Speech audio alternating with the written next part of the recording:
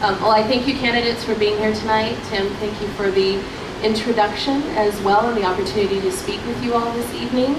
I heard you mention earlier, Kate, the importance of vibrancy. Really, I'd say at the heart and center of the work that we're doing, we believe that everybody deserves to live in a vibrant and healthy community. So we focus a lot of our work on central parts of Phoenix, like District 8 that we have here. And much of our work is influenced by key indicators that we're seeing that support economic benefit from when we have communities that allow people to connect with public amenities and to one another without having to get into the car. So before I ask my specific question for you, I'd like to share with you 3 of those indicators that I think are the most influential as we're considering the work that we're doing. One that we would start off with is a mathematical study by 2 physicists of all people who actually concluded that when people come together, they actually learn how to become more productive. And a follow-up study, a follow-up conversation with that was in the New York Times Magazine, and they actually called out Phoenix, unfortunately, to say that there was a correlation between our focus on affordable suburban homes over public spaces and the below average level of income and innovation as measured by patents that were produced. So that's unfortunate that we were called off in that one area. But again, speaking to the importance to have spaces where people can come together. Another important study that we came across was a survey that Gallup and the Knight Foundation did with 43,000 people in 26 cities over 3 years. And they found that somebody's attachment to their community actually increased the local economic development, the local GDP growth. So they defined the attachment by aesthetics, by social offerings, as well as the welcoming of a place, how welcoming it is to somebody to be there. So again, that's another indicator that having a strong urban core actually helps improve the local GDP.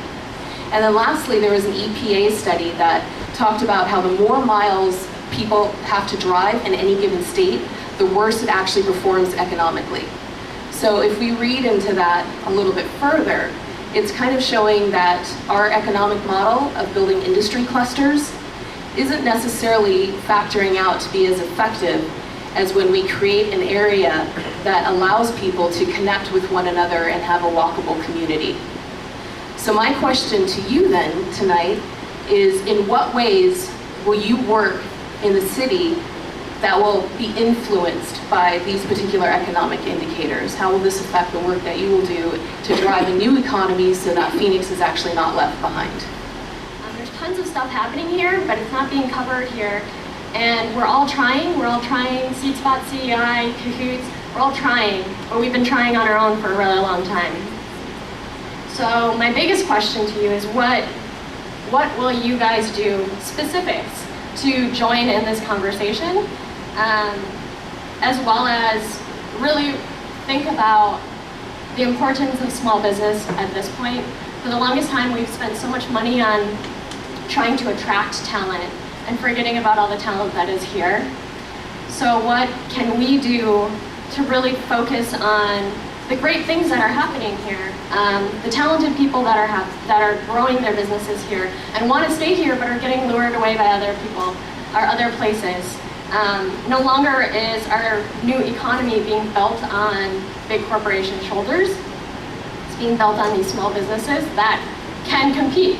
Just out of our space, we have 5 businesses that are working together, independent businesses that are working together and want a contract for a global company, to represent a global company.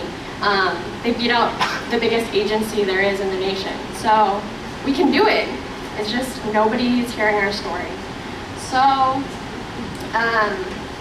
simply, we've been thinking about it, but we've never had this conversation with anybody who can make an impact.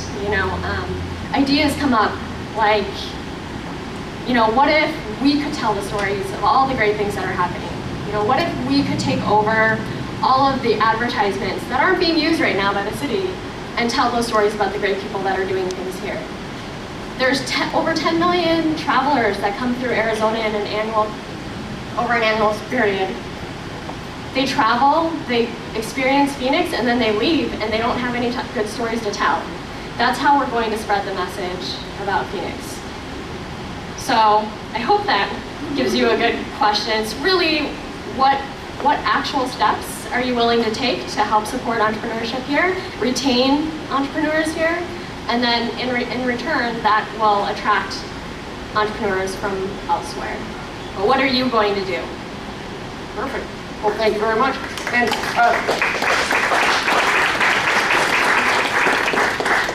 And in the format, the candidates have each 1.5 minutes to solve that problem.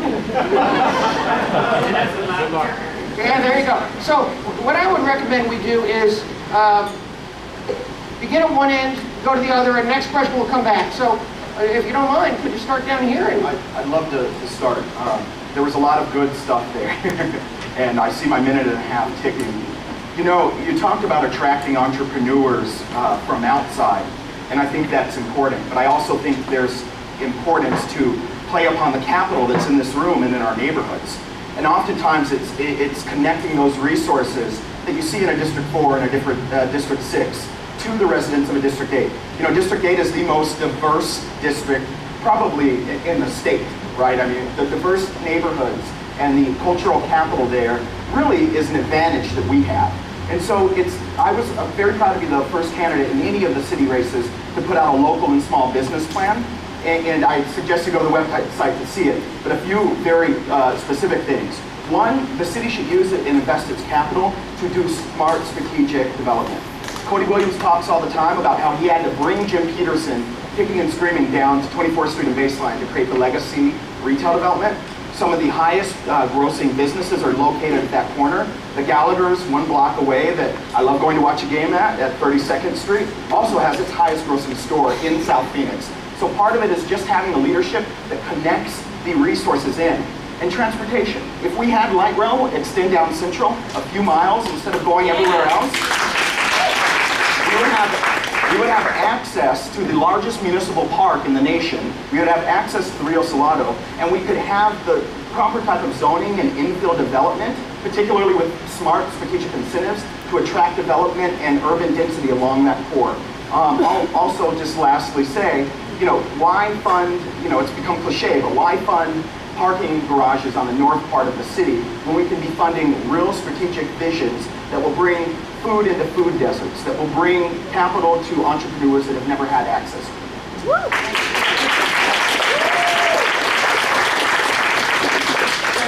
You're testing me, aren't you, with the time? I can tell you're testing me. You're going to push it. So we'll try to stick to the time. We'll have a little wiggle room, but thank you for a good response. Kate. So I think the first thing we need to do is support all of our entrepreneurs in the community. So I would like to see an incubator in South Phoenix. I would like to see the City of Phoenix Economic Development Department bring in bilingual resources so that we can serve our business leaders and our entrepreneurs who only speak Spanish, because they are an important part of our community. I have an MBA in entrepreneurial management, and so working with entrepreneurs is a passion of mine. I led an initiative at SRP to try to bring in the venture capital community so that we can fund the businesses that are here, because it breaks my heart when we hear about a business that started in Phoenix and they have to leave and go to the San Francisco Bay Area to get the funding they need to grow. So I'm the first candidate to be endorsed by the head of the National Venture Capital Association, and I really want to take advantage of that to make sure that companies here have the money they need to grow. We also need to create the kind of vibrant community that Leslie talked about. 2/3 of millennials decide where they want to live before they decide to apply for jobs. So we have to have a unique community with local restaurants. The Pizzeria Biancos of the world are part of economic development because they make people decide they want to be in the city center to start their business and grow. And those entrepreneurs are the people who create the majority of the businesses, the majority of the jobs in the community, including those technology and software jobs that are of the future, that capitalize on American innovation.